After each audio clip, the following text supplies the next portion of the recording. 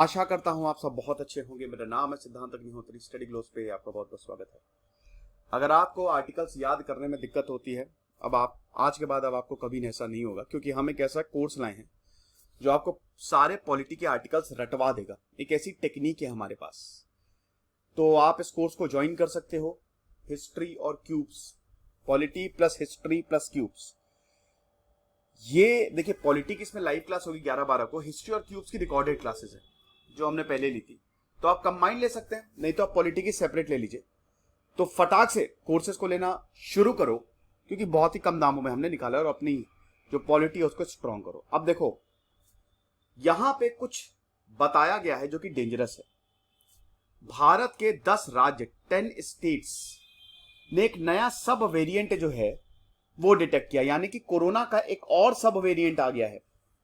Delta के बाद Omicron, अब ओमिक्रॉन का एक और सब वेरिएंट BA.2.75, ये है सब वेरिएंट जो कि खतरनाक हो सकता है। Yes, which may be alarming in nature. ये इजराइल के एक एक्सपर्ट ने संडे को बताया, इसी संडे को। इंडियन हेल्थ मिनिस्ट्री ने हालांकि अभी तक इसको कंफर्म नहीं किया है। याद रखिएगा, ये एक इजराइल के साइंटिस्ट ने बताया है, इंडिया ने अभी तक इसको कंफर्म नहीं किया। डॉक्टर शीले फ्लिशन, जो कि central virology laboratory at Sheba Medical Center Tel Hashomer में काम करते हैं, इजराइल में है ये, वो बताते हैं कि 85 सीक्वेंसेस 85 सीक्वेंसेस 8 कंट्रीज से अभी तक अपलोड किए गए हैं, जो कि अगला स्ट्रेन है। देखिए, नेक्स्ट स्ट्रेन जो है वो एक ओपन जीनोमिक डेटा है। मतलब जो वायरस होता है उसका एक जेनेटिक सीक्वेंस होता है, एक प्रॉपर स्ट्रक्चर, आप समझ लीजिए, सिंपल लैंग्वेज में बात करें, ठीक है। अब अगर मान लीजिए नए नए स्ट्रक्चर मिल रहा है तो नया नया स्ट्रेन मिल रहा है। तो ये जो ओपन जीनोमिक, ओपन मतलब आप कहीं पे भी, अब जैसे आपके पास डेटा है, आपने अपलोड कर दिया और वहां से साइंटिस्टों ने उठा लिया, तो वहां से ये डॉक्टर शे फ्लिशन ने ये डेटा उठाया और बोला कि अरे, क्योंकि भारत में केसेस एकदम से बढ़ने लगे, ये नया स्ट्रेन जो है वो डिटेक्ट किया है। अब इसमें जो 85 डेटा अपलोड किए गए हैं उसमें 69 जो है वो भारत के हैं। Delhi, Himachal, Jammu, Karnataka, MP, Maharashtra, Uttar Pradesh, Telangana, waste Bengal. अब देखिए, भारत में तो ये स्ट्रेन रिपोर्ट किया ही है, साथ ही साथ Japan, Germany, UK, Canada, America, Australia, New Zealand, यहां पे भी रिपोर्ट किया गया है। अब बड़ी बात यह है कि अभी तक इसका ट्रांसमिशन ट्रैक नहीं किया जा सकता। क्या भारत के बाहर ये गया है स्ट्रेन? नहीं पता हमको। क्यों? क्योंकि पहली बात तो इंडिया ने अभी तक इसको ऑफिशियली अनाउंस ही नहीं किया, ये इजराइल के साइंटिस्ट का कहना है।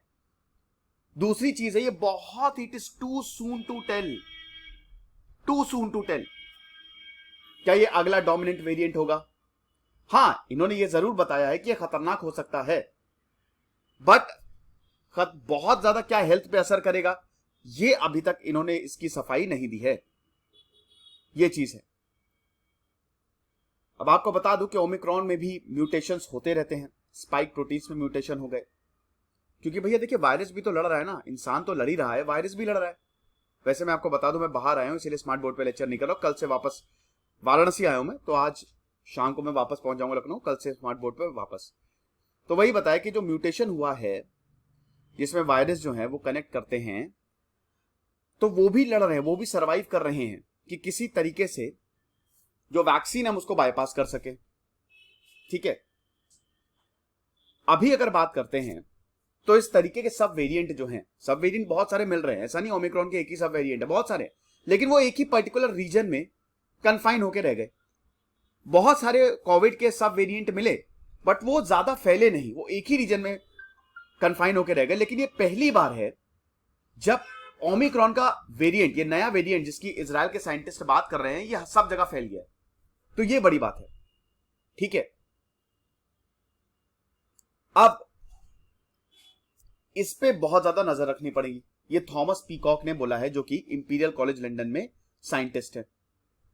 और BA.2.75 ये वाला जो सब वेरिएंट है, इसको थोड़ा सा खतरनाक माना जा रहा है। मतलब एक तरीके से ज्यादातर लैब्स ने बोला है कि आप तैयार रहें, गड़बड़ हो सकती है।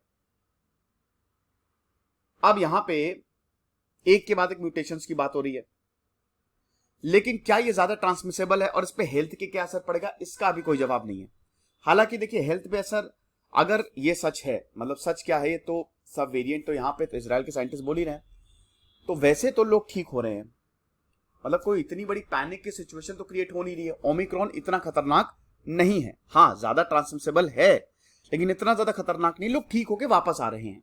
बट फिर भी हमको बहुत ज्यादा सतर्क रहना है। तो अभी भी मास्क पहनिए, भीड़ भाड़ पे जा रहे हैं तो जरूर मास्क पहनिए, सोशल डिस्टेंसिंग का पालन करिए, यही कर सकते हैं। आई होप आपने बूस्टर डोज लगवा ली होगी, नहीं लगवाई तो जाके लगवा लें। तो ये लेक्चर था, मिलते हैं फिर कल बढ़िया स्मार्ट बोर्ड पे, और हमारे कोर्सेज को जरूर अवेल करिएगा, पॉलिटी अब छूटेगी नहीं आपसे। Thank you so much.